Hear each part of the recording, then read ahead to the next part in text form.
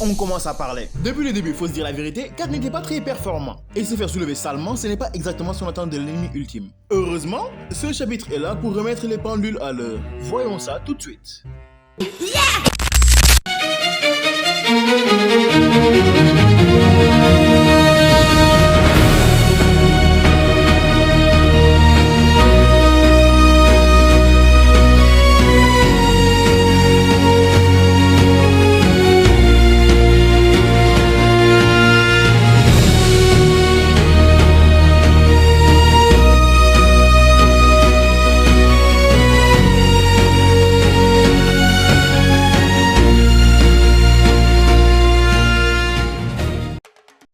Alors que précédemment, Kat éprouvait des difficultés à faire face aux Seven Deadly Sins, et avec un camarade qui parle un petit peu trop, il finit par prendre l'ascendant sur le plus fort d'entre eux, et ce, grâce à la magie du temps. Pardon?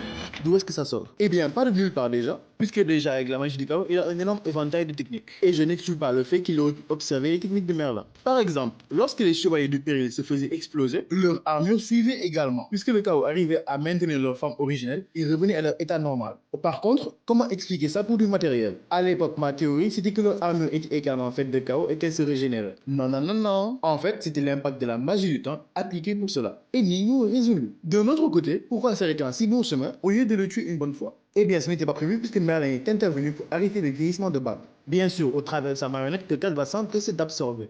Une fois que les Seven ont perdu l'avantage que Ban leur offrait, le combat s'annonce plus rude. Enfin, il n'y a plus vraiment de combat puisqu'il a pris des otages. Ça, c'est un méchant qu'on veut. Mais pitié, fais doucement Ignatia. Harlequin et Diane se voient obligés de baisser leurs armes, mais Eudas lui s'apprêtait à passer en mode assaut avant de se rendre compte de son impuissance. Comme tout bon chevalier qui se respecte, la priorité revient à la protection de la royauté. Isol s'en va pour protéger sa future belle-mère. Cependant, il ne faut pas oublier qu'Elisabeth aussi fut une guerrière. Elle laissa alors Isolde à la protection de Bartra. Elle s'en va alors pour le champ de bataille et peut-être elle reportera son autre nom.